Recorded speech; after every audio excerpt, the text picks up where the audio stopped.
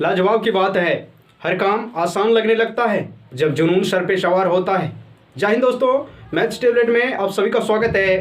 जैसा कि आप सभी को पता है कि हम लोग क्रैश कोर्स के माध्यम से मैथ और साइंस के इम्पोर्टेंट क्वेश्चन को देखते हैं। तो आज हम लोग ऐसा ही एक नया क्वेश्चन देखेंगे। अगर उससे पहले आप इस चैनल पर नए हैं तो इस चैनल को लाइक कीजिए, सब्सक्राइब कीजिए और अपने दोस्तों में शेयर कीजिए। तो चलिए आज का क्वेश्चन हम लोग देखते हैं। क्वेश्चन है हमारा त्रिकोणमिति के अनुप्रयोग से, जिसको हम लोग बिल्कुल आसान तरीका से बनाएंगे। क्वेश्चन क्या है मैं पढ़ रहा हूं, आप लोग ध्यान से सुनिए। आंधी आने से एक पेड़ टूट जाता है।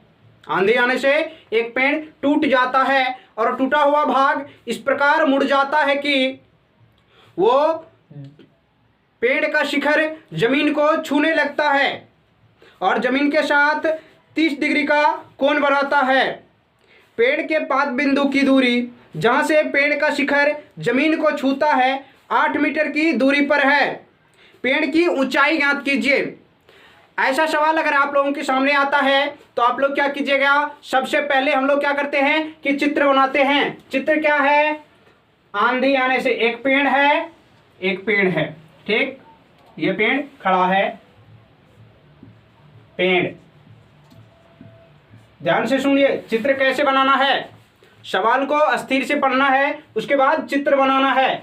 एक पेड़ है और जो आंधी आता है तो ये यहां से टूट जाता है, यहां से टूट करके ऐसे जमीन को छूने लगता है और जमीन को जो छूता है तो जमीन के साथ कितना डिग्री का कोण बनाता है, 30 डिग्री का कोण बनाता है। 30 डिग्री का कोण बनाता है, 30 डिग्री का कोण बनाता है टूट करके। तो हम लोगों को कह रहा है और यहां से पेड़ के पाद बिंदु अर्थात जड़ से और ये शिखर का बीच का दूरी कितना है, 8 मीटर है, 8 मीटर। तो कह रहा है पेड़ की ऊंचाई ज्ञात कीजिए कि पेड़ जब सीधा था तो कितना बड़ा था, इसको हम लोगों को ज्ञात करना है। तो हम लोग पहले क्या कर देते हैं, इसका नाम लिख देते हैं ए बी सी और ये डी।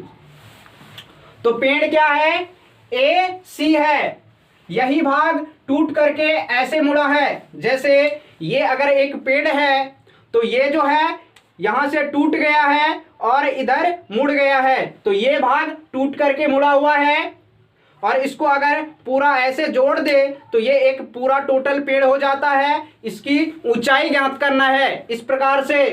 तो हम लोग पहले क्या करते हैं, ये यहाँ पे एक त्रिभुज दिख रहा है, समकोण त्रिभुज, और ये इसका क्या हो जाएगा, P होगा और ये B होगा, B होगा। तो हम लोगों को देखना है, पहले P ज्ञात कर लेते हैं, उसके बाद H ज्ञात करेंगे और H ज्ञात करके अगर इसमें जोड़ देंगे तो ये पूरा टोटल पेड़ की ऊंचाई ज्ञात हो जाएगा। तो पहले हम लोगों को क्या करना है, P और B देखना है कौन सा फॉर्मूला में आता है। पहले लिख देते हैं, क्या सब दिया है, थीटा बराबर 30 डिग्री, बी बराबर कितना है, 8 मीटर, और पी और बी, पी ज्ञात करना है और बी देखते हैं कौन सा फॉर्मूला में आता है। तो ये आता है साइन और कोसेक में, बी होगा, बी। अब ये क्या चीज में हो जाएगा, P by B tan theta में आता है। कौन चीज में आता है, tan थीटा में आता है। तो tan थीटा लिख देते हैं, tan थीटा बराबर कितना, P बाय बी होता है। तो थीटा का मान कितना दिया हुआ है, रख दीजिए, tan 30 डिग्री बराबर P, तो P और B कितना है, 8 हम लोग लिख देंगे। यहां पे आप लोग इस भुजा का नाम भी लिख सकते हैं कि BC है और CD है। मैं डायरेक्ट बना रहा हूं तो क्या होगा, tan 30 डिग्री का मान 1/√3 कितना होता है, 1/√3, P बाय 8। अब इसको क्या करेंगे, कोना कोनी गुणा कर देंगे।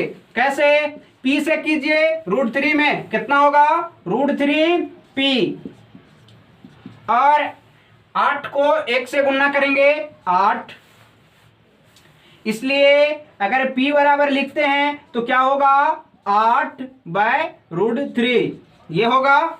ये हमारा p निकल गया है। अगर आप लोग चाहते हैं इसका हर का परिमेयकरण करना तो कर सकते हैं, कोई दिक्कत नहीं।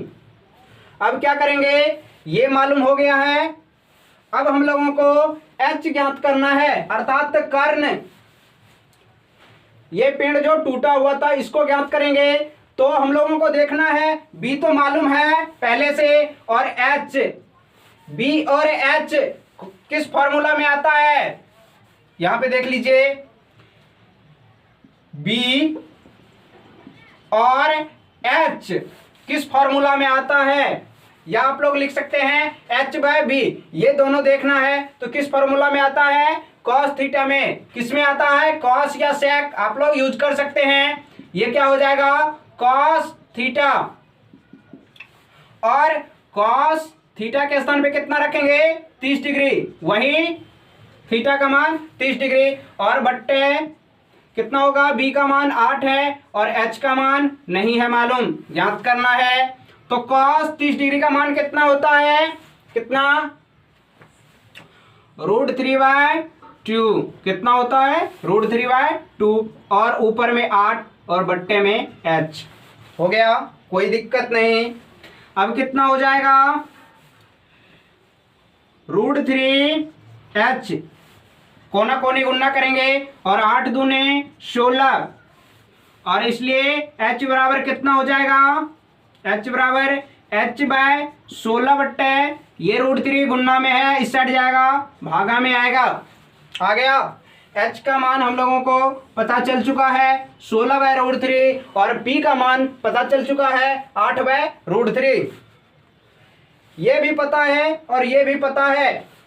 इसको अगर उठा करके ऊपर की ओर जोड़ देते हैं, अर्थात h का मान, तो ये पूरा पेड़ की लंबाई पता चल जाएगी। कोई दिक्कत नहीं, यहां तक कोई दिक्कत नहीं है, क्लियर हो चुका है। अब हम लोग थोड़ा सा इसको मिटा देते हैं और आगे बनाते हैं। देखिए ध्यान से, और वीडियो का एक भी पॉइंट आप लोग मिस मत कीजिए, अन्यथा समझ में नहीं आएगा। मिटा दे।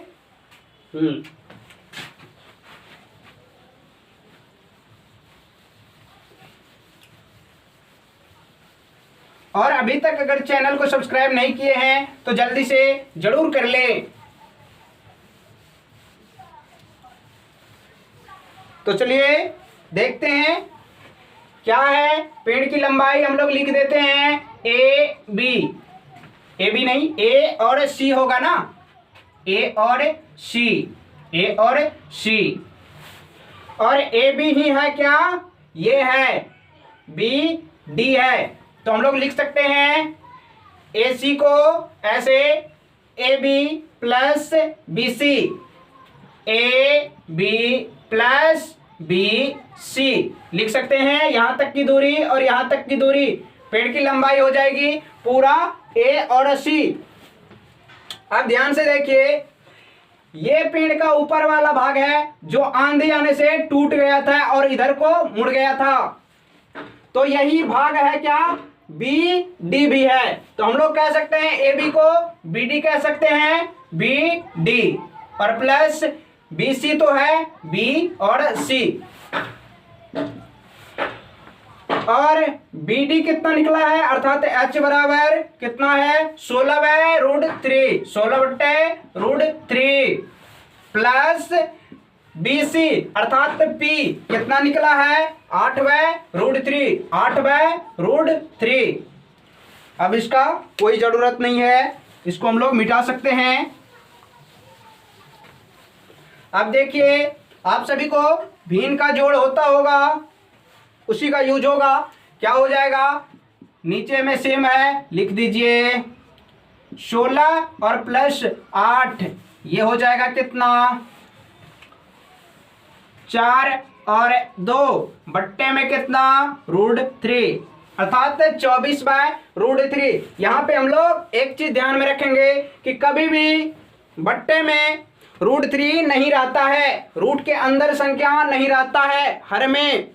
तो हम लोग यहाँ पे क्या करेंगे, इसका हर का परिमेयकरण कर देंगे, जो बिल्कुल आसान है। कैसे करते हैं, √3 से ऊपर नीचे गुणा कर देंगे, √3 कितना हो जाएगा 24 √3 और बट्टे में क्या हो जाएगा अंदर √3 हम लोग लिखेंगे क्या, सिर्फ 3 और ये हो जाएगा कितना 3 × 8 अर्थात 8√3 और ये आ जाएगा मीटर में हमारा आंसर।